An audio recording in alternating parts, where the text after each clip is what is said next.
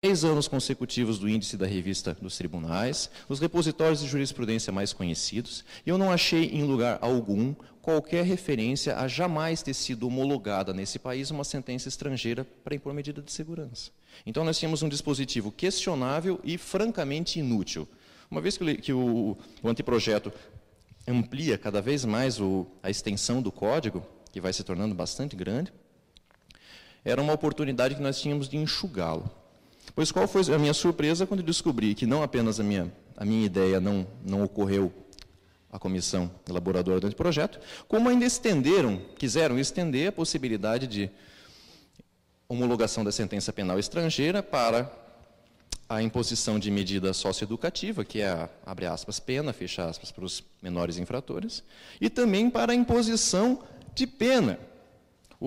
A comissão revisora pretenda que o Superior Tribunal de Justiça homologue sentenças condenatórias estrangeiras para impor pena no Brasil. O que talvez não tenha ocorrido à comissão que elaborou o anteprojeto é que a homologação de sentença estrangeira é um processo de contenciosidade limitada, em que se examinam apenas os requisitos extrínsecos, formais da sentença, não se examina a justiça da sentença. Ou seja, o Brasil chancelaria, num processo de contenciosidade limitada, uma condenação proferida num país que eventualmente viola direitos humanos, um país que não respeita prerrogativas processuais, um país que condena sem defesa técnica, um país que empresta valor absoluto à confissão, ou que não reconhece o direito ao silêncio. Eu não tenho palavras para qualificar a infelicidade dessa disposição. Se for para manter a possibilidade da homologação da sentença estrangeira, que ao menos ela seja confinada à medida de segurança, até porque aí não se aplica o dispositivo mesmo.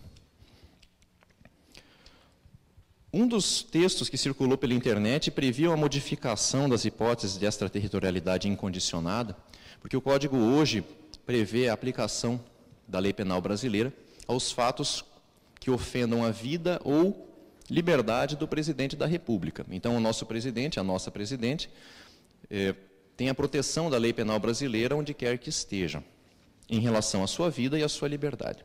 Em algum dos textos que circulou pela internet, se propôs de mudar a redação para não vincular essa aplicabilidade à classificação legal que o crime sofra. Porque hoje, em relação, por exemplo, à competência do júri, o nosso Supremo Tribunal Federal, rasgando a Constituição, entende que crimes dolosos contra a vida são apenas os crimes assim classificados. Uma vez que o latrocínio, por exemplo, embute um homicídio doloso, o Supremo Tribunal Federal retira o latrocínio da competência do júri, o seu verbete 603. Eu já questionei isso em outra sede, eu me pergunto se o legislador poderia colocar o aborto como crime contra a estirpe, como era no Código Penal italiano na sua redação original, ou se ele poderia criar um crime de apagar testemunhas como um crime contra a administração da justiça, se ele poderia criar o parricídio como crime contra a família e tirar tudo isso da competência constitucionalmente prevista do Tribunal do Júri. O fato é que essa orientação existe, e talvez para fugir desse problema, se propôs em algum momento, na elaboração do anteprojeto, que a redação do dispositivo fosse modificada para que se aplicasse a lei penal brasileira a todos os crimes que de alguma forma ofendessem a vida ou a liberdade do presidente, e não apenas quando o crime fosse legalmente previsto como um crime contra a vida ou a liberdade. A extorsão mediante sequestro é um crime que ofende gravemente a liberdade, mas é um crime legalmente classificado como crime contra o patrimônio. No último texto que nós recebemos aqui, essa modificação, que era bem-vinda, embora partisse de uma premissa um pouco discutível, ela foi suprimida. Talvez o ideal fosse realmente voltar àquela ideia de ampliar essa possibilidade de incidência da lei penal brasileira sem outras condições.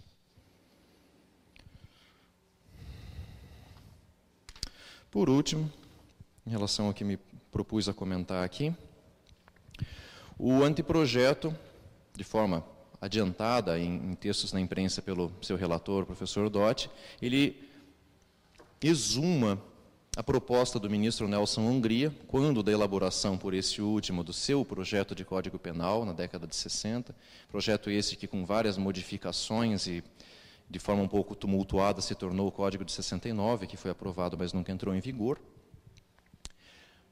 A comissão, dizia eu, ressuscitou a ideia de disciplinar na lei penal o difícil tema do concurso aparente de normas. Quando essa proposta foi feita por Nelson Hungria, na década de 60, o professor Heleno Cláudio Fragoso, que depois se tornaria até um certo pupilo do Nelson Hungria, criticou asperamente essa proposta, questionando a conveniência de se enxertar na lei esse tipo de preceito e questionando também o texto que o ministro Nelson Hungria havia proposto para consagração legislativa. O ministro Nelson Hungria veio à réplica num artigo. No Código de 69 isso já havia sido extirpado e, como nós sabemos, a parte geral de 84 tampouco disciplina o concurso aparente de normas. Como os senhores com certeza já sabem, é um dos temas mais ásperos de toda a parte geral do direito penal. No Brasil nós temos uma literatura incipiente sobre o assunto. Na Espanha, Itália, Portugal e, sobretudo, Alemanha, existe uma bibliografia quase infinita sobre o tema que pouco fez para aparar as arestas e diminuir as asperezas do tema.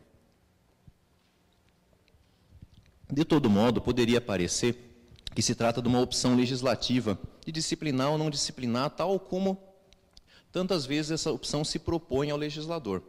Eu tenho aqui 4 exemplos. A tentativa inidônea, que o nosso Código mal chama de crime impossível, o erro de tipo permissivo, a aberratio ictus e a agravação pelo resultado. Em relação a cada um desses 4 temas, o legislador tem essencialmente 2 opções. Ele pode silenciar, o Código alemão silencia sobre a aberratio ictus, o Código alemão revogado, ou melhor, antes da reforma, silenciava sobre a tentativa inidônea, o Código alemão atual silencia sobre o erro de tipo permissivo, o nosso Código, na redação original, silenciava sobre a agravação pelo resultado. Ele pode calar, deixando a questão para a prática jurídica, para a prática forense, para a doutrina, ou ele pode discipliná-la. O nosso Código em vigor disciplina os 4 temas que eu mencionei. Então, poderia parecer que, em relação ao concurso aparente de normas, as mesmas 2 opções, falar ou calar, se proporiam ao legislador. Mas existe uma pequena diferença de grau entre os exemplos que eu dei antes e o do concurso aparente de normas, que é o seguinte. A tentativa inidônea, vou ficar com um exemplo apenas. O legislador pode não falar sobre a tentativa inidônea, o que vai deixar em aberto o problema quanto à sua punibilidade. Ele pode expressamente determinar a punibilidade da tentativa inidônea, ou ele pode expressamente determinar a impunidade da tentativa inidônea, que é o que faz o nosso Código.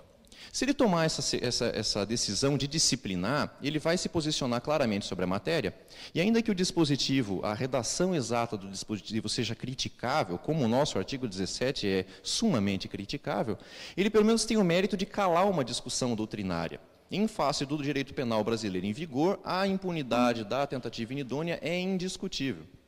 Em relação ao erro de tipo de permissivo, ainda que alguém possa preferir a teoria extremada da culpabilidade, é indiscutível que o Código Penal brasileiro adotou a teoria limitada da culpabilidade, em qualquer das suas formulações. Legem habemus. Existe um debate possível que é calado pela lei. Isso porque esses dispositivos, ainda que a sua redação seja imperfeita, eles veiculam uma mensagem central.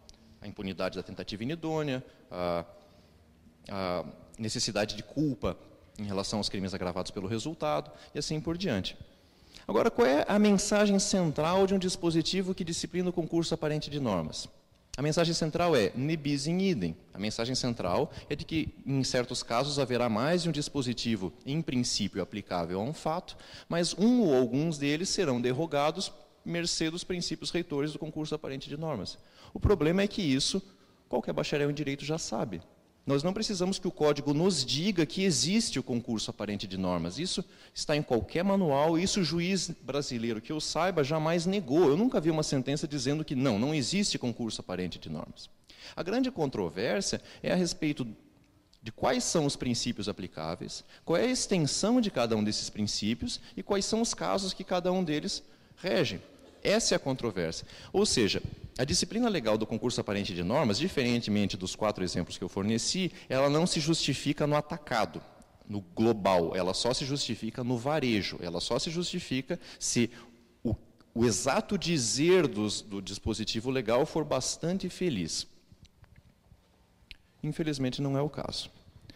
O Código, o anteprojeto, como já fazia o anteprojeto Hungria, cujos dizeres são, pelo que eu vi aqui, literalmente repetidos, Ele consagra essencialmente os 4 princípios geralmente reconhecidos na doutrina: a especialidade, a subsidiariedade, a consunção e a alternatividade.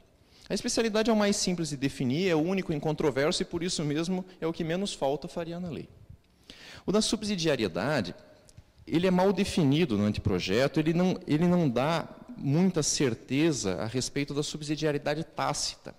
Como nós sabemos, existe a subsidiariedade expressa e a tácita. A expressa não demanda disciplina na parte geral, porque a própria norma incriminadora já diz, salvo se constituir elemento de crime mais grave.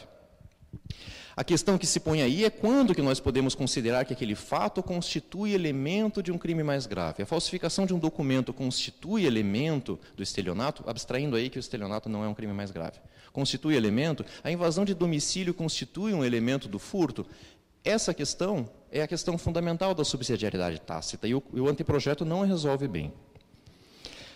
O princípio mais difícil de definir, provavelmente, é o da consunção. E aí o anteprojeto diz: não incide o tipo penal relativo ao fato posterior, quando se esgota a ofensividade ao bem jurídico tutelado pelo tipo penal anterior mais gravoso. Tudo isso é muito bonito e muito edificante. O que o Código não diz é como é que nós apuramos se esgota a ofensividade ao bem jurídico tutelado pelo tipo penal anterior mais gravoso. Isso o Código não diz. E esse é o problema em aberto. Se alguém encontrar alguma sentença que negue realidade ao princípio da consunção, que não reconheça a existência do princípio da consunção, aí talvez o preceito do Código tenha alguma utilidade. Mas não é esse o problema que a prática forense nos revela. O problema é uma controvérsia, caso a caso, de quando se aplica cada um desses princípios. E essas definições sumamente vagas do anteprojeto não nos ajudam em nada. Como nós sabemos, existem alguns tipos penais que prevêem vários verbos. O exemplo mais importante na prática forense é o crime do tráfico de drogas. Hoje nós temos também, disputando importância, o crime de tráfico de armas, de posse de armas. Esses crimes possuem vários verbos, e existe um problema hermenêutico de determinar se quando o agente incide em mais de um daqueles verbos, pratica mais de um daqueles verbos, nós temos um único crime ou mais de um crime. Se houver apenas um crime, o tipo é dito tipo misto alternativo. Se houver vários crimes, se nós concluirmos que cada verbo é um crime diferente e haverá concurso de crimes, o tipo se denomina tipo misto cumulativo. Isso qualquer manual contém. O que o anteprojeto propõe é o seguinte: salvo disposição em contrário, o tipo penal constituído por várias condutas, os tipos mistos de que eu falei, alternativamente, só incidirá sobre uma delas, ainda que outras sejam praticadas sucessivamente pelo mesmo agente e desde que no mesmo contexto fático. Em primeiro lugar, o sucessivamente aqui está errado, porque pode ser concomitantemente. Quem tem em depósito, simultaneamente possui. Então, o sucessivamente aqui já vai de graça.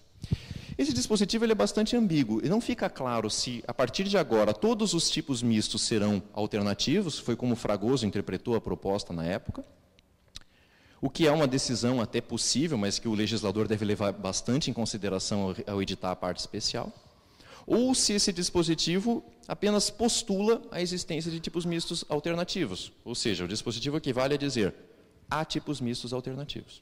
Bom, que há tipos mistos alternativos todo mundo já sabe, porque a lei de tóxicos é uma das leis mais aplicadas em todo o foro, e ninguém é condenado 2 vezes por possuir, ter em depósito e vender. O que significa que nós temos um parágrafo aqui na formatação que eu adotei para imprimir. 6 linhas, que não diz absolutamente nada.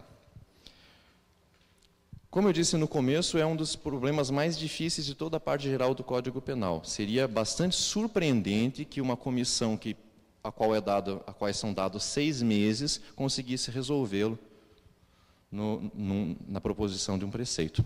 E me parece que ela não fez. Muito melhor seria o anteprojeto e o Código se simplesmente silenciasse sobre esses princípios e deixasse seu desenvolvimento para a doutrina e jurisprudência, como se tem feito até agora. Eram as colocações que eu tinha para fazer. Muito obrigado.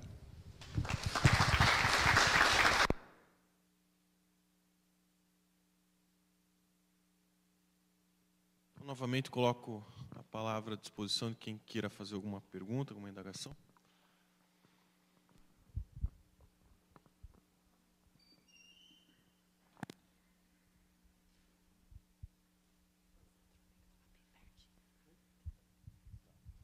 Boa noite. Meu nome é Sandro, eu sou aluno do 7º período, tá? E o meu questionamento seria em relação ao assunto que o senhor comentou, das medidas de segurança. Eu queria saber se essa sua crítica seria mais restrita em face da homologação das sentenças, né, estrangeiras, ou o senhor teria uma crítica já mais ampla, que é o meu pensamento, em que hoje em dia as medidas de segurança elas saem um pouco do seu fundamento original, sabe? Eu penso assim que, da forma como é feito hoje, em quase todos os casos são aplicadas as medidas de segurança, e isso está um pouco fora do que inicialmente foi projetado. Queria saber o que o senhor pensa a respeito.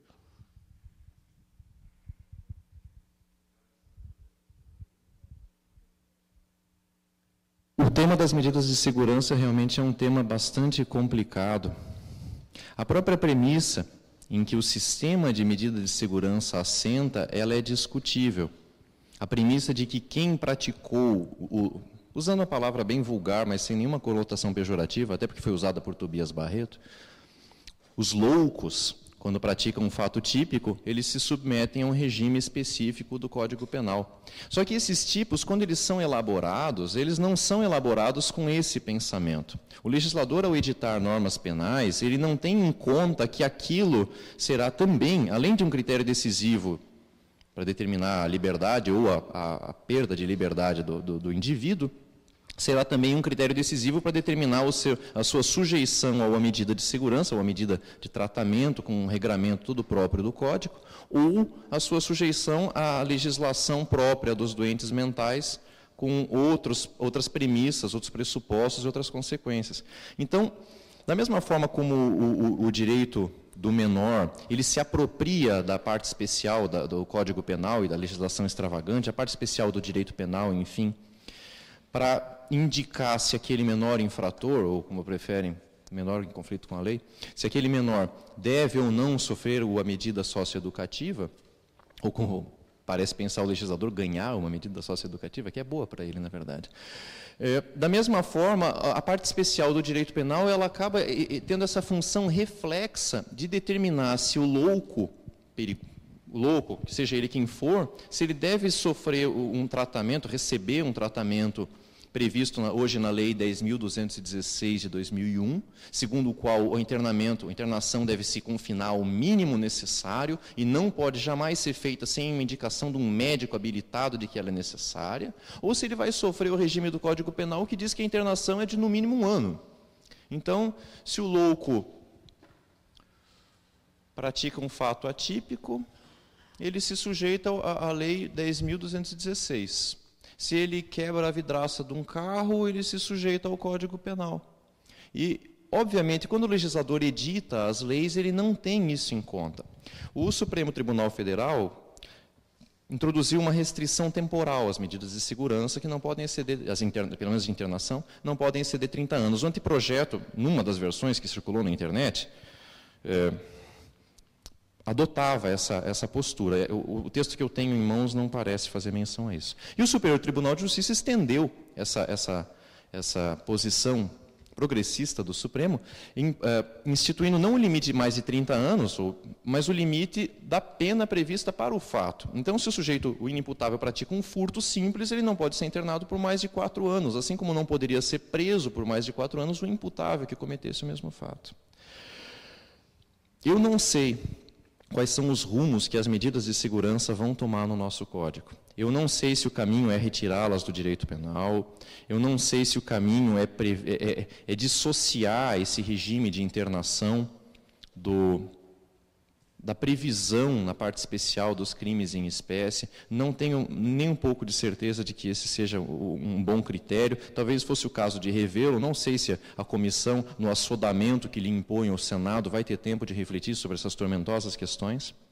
Mas você, Sandro, tem toda a razão ao questionar as medidas de segurança e questionar, sobretudo, essa dualidade de regimes que hoje há para os loucos que, às vezes, até perigosos, mas que não cometeram um fato previsto como crime, e os loucos, às vezes, menos perigosos, mas que cometeram um fato previsto como crime. Lembrando sempre, como eu disse, que a previsão de um fato como crime não é instituída, no mais das vezes, tendo esse aspecto da questão como alvo. O legislador, ao decidir se um fato vai ser crime ou não, ele tem em vista o imputável e não o inimputável. Então, você tem toda a razão, Sandro, ao questionar todo esse sistema. Eu não acredito que ele vá ser jogado pela janela de uma hora para outra. Se eu for tentar prever o resultado do código, ele vai manter o sistema de medidas de segurança. O ideal seria que ele se permeasse de alguma forma com as inovações da Lei 2.216, que eu já mencionei. Há mesmo quem diga que hoje essa lei revogou parte do Código Penal, mas na prática forense essa tese não tem tão boa acolhida.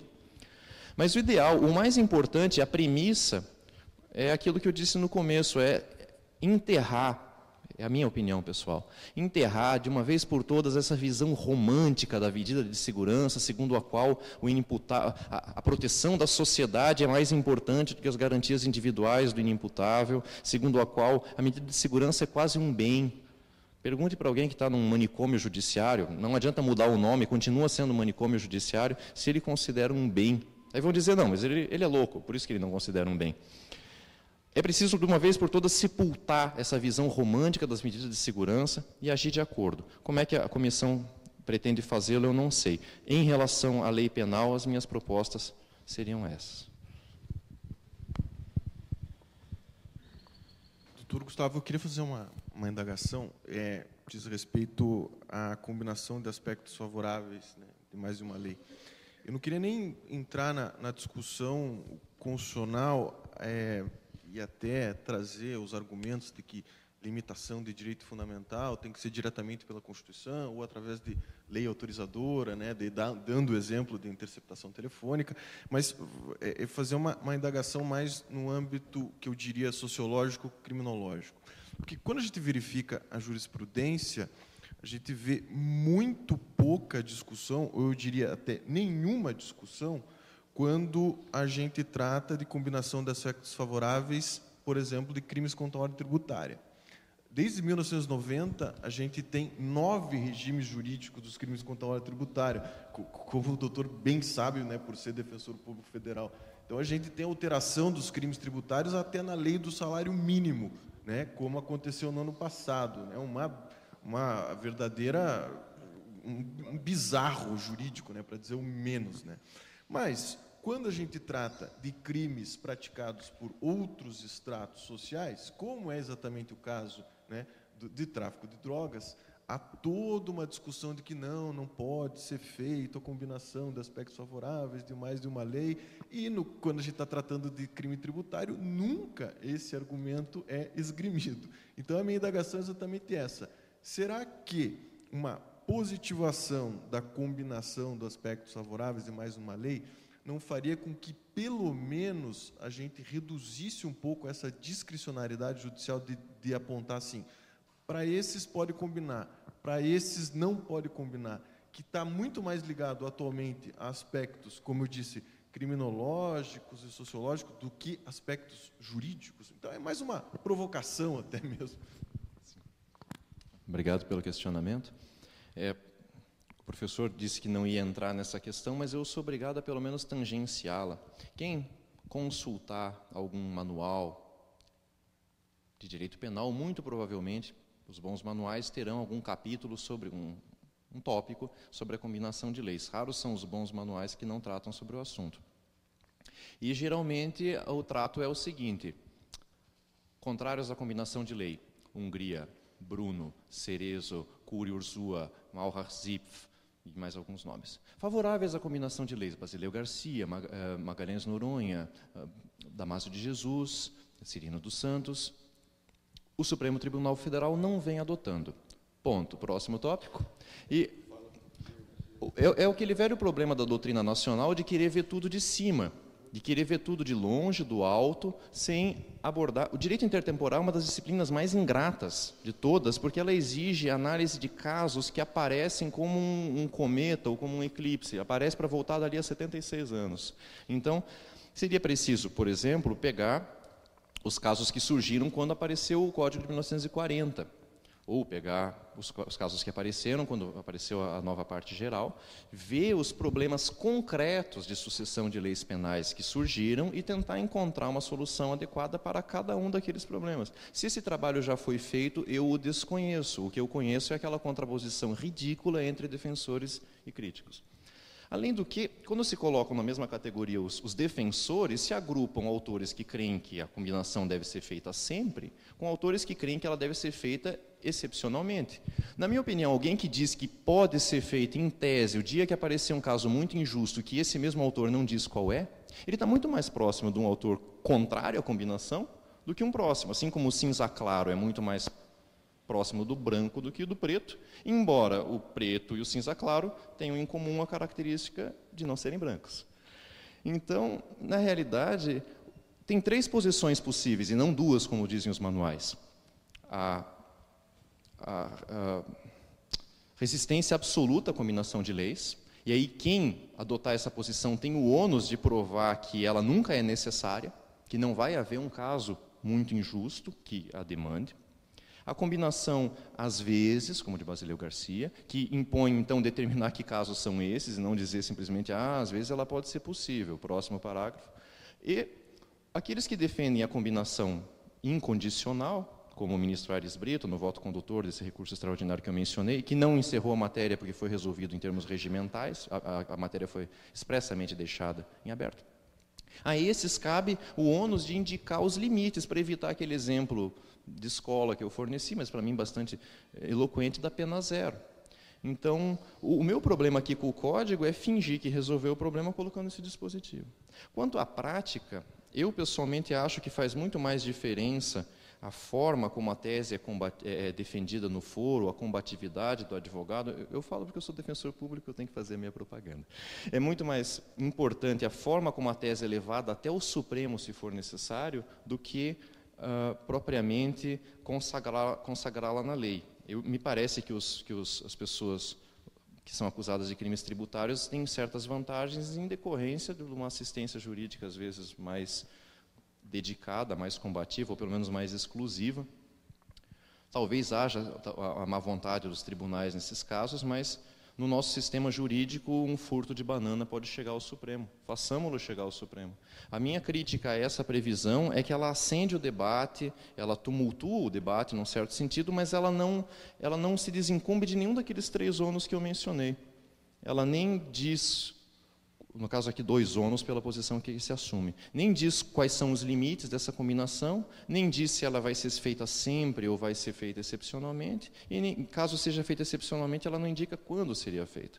Agora, que a legislação tributária propõe problemas tão sérios quanto qualquer outro fato, e isso não é discutível, o professor tem toda a razão, e aí nós voltamos para a questão dos R$20 mil, né? 20 mil reais são insignificantes, mas 2 melancias já não são. Coloco ainda à disposição, se alguém quiser fazer alguma pergunta.